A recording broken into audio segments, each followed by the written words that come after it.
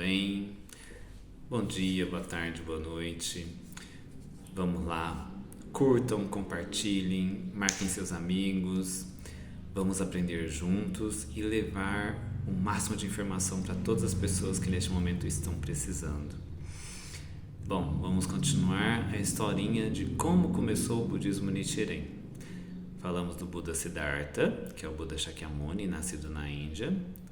Falamos do Buda Tiantai, que é o Buda que nasceu na China, que é o que desmembrou o Ichinen Sanzen, que é 3.000 mundos no único momento do instante da vida. E agora nós vamos falar de 2.500 anos depois do Buda Shakyamuni. Nós vamos falar do Nichiren, ou quando nasceu no dia 16 de fevereiro, Zenitsumaru. Filho de pescadores, foi mandado para um templo para que pudesse estudar, e ali ele encontrou um sutra, um ensino, que era o Sutra do Lótus. Mas ele estudou todos os sutras, ele não abdicou de nenhum, ele não recusou nenhum. Ele viu que todos os sutras continham o mesmo autor, Siddhartha Gautama, Índia. E aí ele, nessa pesquisa, nesses estudos que foram dos 8 anos até os 32, ele viu que o Sutra do Lótus era o mais completo, era aquele que tinha o desejo de que todas as pessoas alcançassem o mesmo estado de Buda do Buda Sakyamuni, ou Buda Siddhartha. E aí cresceu, começou os estudos, ele se tornou sacerdote.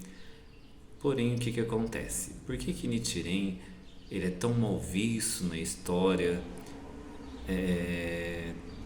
Porque no dia 28 de abril de 1253, Nichiren ele recitou pela primeira vez a frase Nam-myoho Renge Kyo. Ele recitou 3 vezes Nam-myoho Renge Kyo, Nam-myoho Renge Kyo, Nam-myoho Renge Kyo.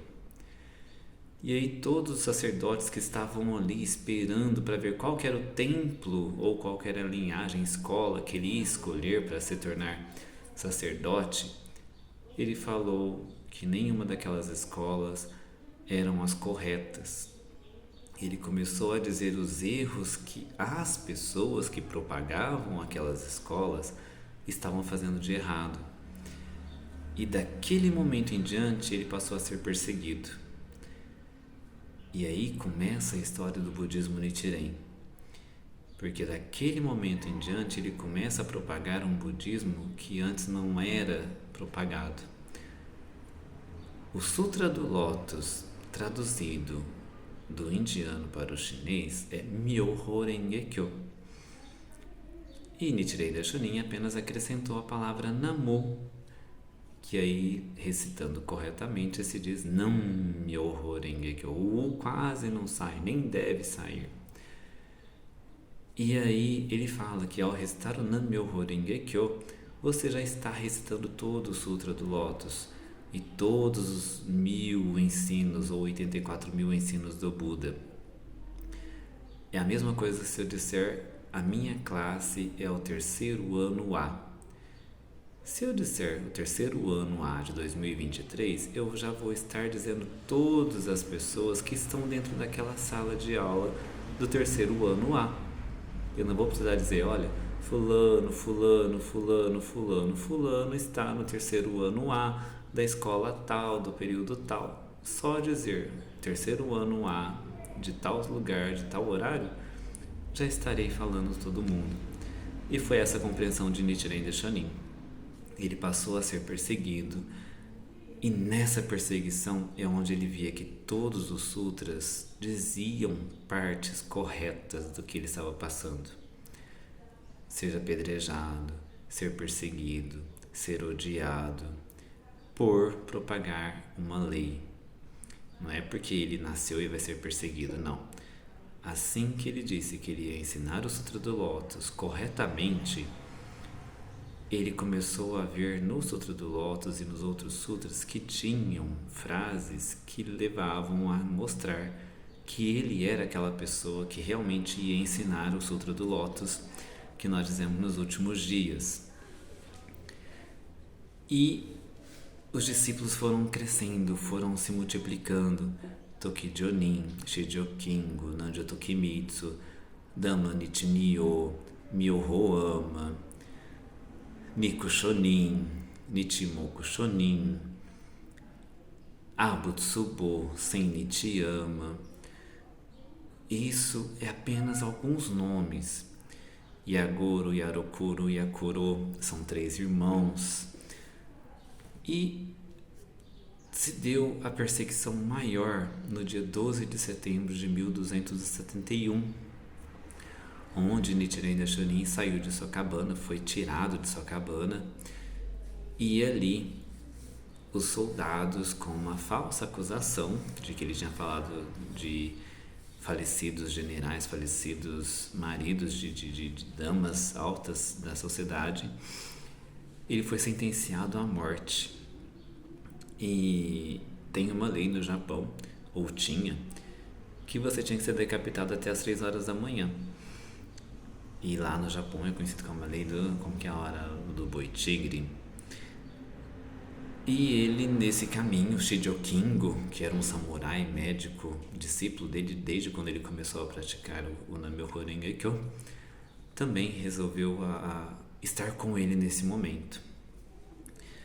E Nichiren Daishonin parou de frente a um templo de onde ele também estudou, e ele disse para esse Bodhisattva, né, que estava lá no templo, que Bodhisattva da sabedoria, onde ele falou que se ele não tivesse a proteção que era jurada de quem propaga o Sutra do Lótus terá sua proteção, ele iria dizer ao Buda Shakyamuni e o Buda Tarô que esse Bodhisattva não fez a sua proteção correta. E aí foi que na hora de sua decapitação, um objeto luminoso cruzou o céu. Soldados ficaram amedrontados, outros correram, outros caíram de seus cavalos. Porém, este é o exato momento onde a gente fala: a prática de água corrente faz com que todo o universo seja harmonioso. E você, ao recitar o Nam-myoho Renge-kyo, você estará nessa harmonia. Toda a trajetória de vida de Nichiren Daishonin foi harmonizada, foi encaixada para que ele estivesse naquele local, naquele lugar, naquela hora, com aquelas pessoas. Se ele não tivesse parado de frente do templo, se ele não tivesse chamado a proteção do Bodhisattva daquele momento, aquele objeto luminoso teria passado e eles não teriam visto. Não teria acontecido o que a gente fala de transitoriedade do mortal para o Buda, que é abandonar o transitório e revelar o verdadeiro, ou Roshaku Kenpon. E ali Nichiren Daishonin se disse o Buda dos últimos dias. Foi naquele momento que ele mostrou que ele não foi decapitado, porém isso causou uma fúria enorme aos regentes daquela época, e eles mandaram Nichiren para uma ilha distante, onde o mar lá é tudo mar revolto, né? Que chama a Ilha de Sado. Lá ele ficou 3 anos. Frio constante, neve constante, e ele ficou em um casebre dentro de um cemitério.